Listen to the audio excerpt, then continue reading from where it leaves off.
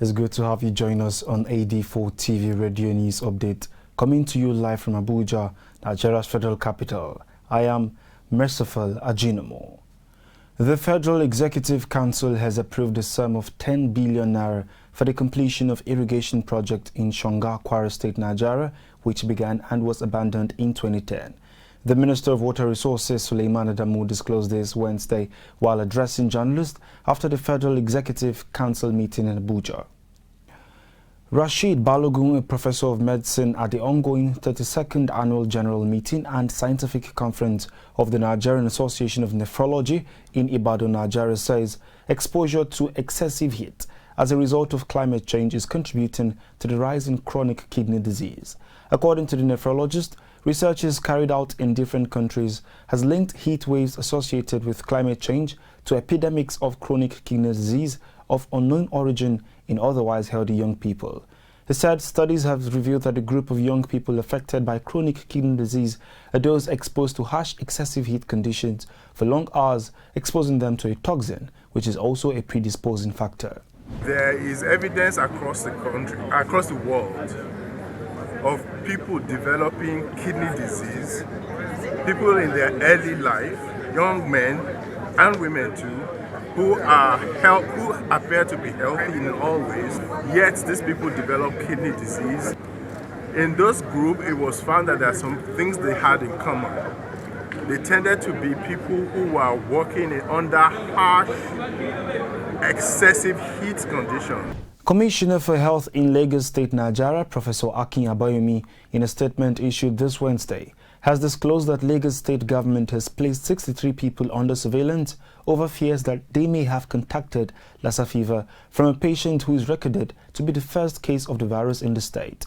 The commissioner explained that the patient, who is in isolation, is a male student of Nigerian Law School Lagos from Ebonyi State, Nigeria, who presented himself at the school's clinic when he fell ill and was later transferred to Lagos University Teaching Hospital and isolated after the test was confirmed.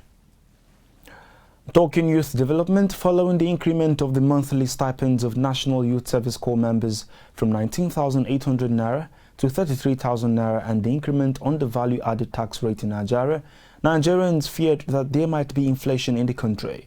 Our correspondent, who visited Wuse Market in Abuja, Nigeria, spoke to some traders and youth corps members in Nigeria to find out if there is really increase in the prices of goods due to the new value-added tax rate and the addition on the youth corps members' stipends. This morning when I was coming here to collect my ID card, the taxi that carried me from Airport to Area 1 was 100 naira, but they collected 150 from me today. If you should go with your uniform, the first thing that you'll be hearing from the market will be hearing federal government picking, stuff like that. Those words from them like they'll start adding money. That's just the way things are when you go to the market when you're khaki. I see any couple out there, don't wear your khaki and go to the market. They will hassle you. The copper's stipend has been increased. On the other hand, too, the VAT also was increased. It have affected prices of goods before they increase the money, which is not supposed to be so. You're supposed to add money first. You know, you don't have to wait until you increase the goods before you add money for the civil servants. In the same vein, the coordinator of the National Youth Service Corps in Abuja, Nigeria, Hajiya Walida Siddiq, this Thursday in an interview, advised prospective corps members to shun every form of bribery to get favorable posting. Walida, while speaking to AD4TV radio correspondent, said that registration for the 2020 Batch A Stream 1 orientation course starts this Thursday. She also stated the basic requirement all prospective corps members should take note of as they commence registration. NYC does not accept any money for posting of corps members to various states. So be warned not to give. A prospective corps member should not give money to anybody that will facilitate his posting to a choice state. The registration for Batch A to 2020 Stream 1 has started today. There are requirements for this registration. One must have completed his course of study, and then his name must have been approved and uploaded on the NYC portal. In talking technology, the Director General of the National Biotechnology Development Agency, Professor Alex Akpa, has said that Nigeria is ready to transfer its agricultural technology to other African countries to boost productivity. Professor Akpa stated this when he received a delegation of the Commonwealth Student Youth Federation for Peace this Wednesday in Abuja, Nigeria. He said that it is important that Nigeria extends its technology behind biotech cotton and biotech cowpea to other African nations. The Director General disclosed that Nigeria is the first country in the world to develop biotech cowpea, an important protein source for low-income earners. You're watching AD4 TV Radio News Update. We'll go on a short break now. Up next, Kano State Government Nigeria awards its postgraduate students in France 100 million naira scholarship. Australia Commission sets up inquiry into bushfires. British High Commission, Dantata, to collaborate on agri-bees development. More stories when we return this day. AD4TV Radio, we focus on education with emphasis on research and innovation, science and technology, women and girl-child education, children, health, youth and sports, socio-political and economic reforms, security, environment, entrepreneurship, and entertainment. We'll give you information at your fingertips. Learn on the go. Follow AD4TV Radio on Facebook, Twitter, LinkedIn, Instagram, and YouTube. AD4TV Radio, reliable and credible. We love you, AD4TV Radio. Many thanks for staying. The Chief Press Secretary to Kano State Governor Abba Anwar has disclosed in a statement this Wednesday that students from Kano State, Nigeria, undergoing various postgraduate programs in France have been given grant of 100 million naira by the state government. According to the statement, Governor Abdullahi Ganduje approved the release of the fund under the Kano-France Joint Scholarship Program. Anwar said the program is under the Kano-France Joint Scholarship Program used by lecturers of tertiary institutions to further their studies up to PhD level in France. He explained that the beneficiaries are from institutions of higher learning such as University of Science and Technology, Yusuf Maitama Sule University, and Kano State Polytechnic, among others. The statement urges beneficiaries to be dedicated to their studies in order to complete their programs in record time.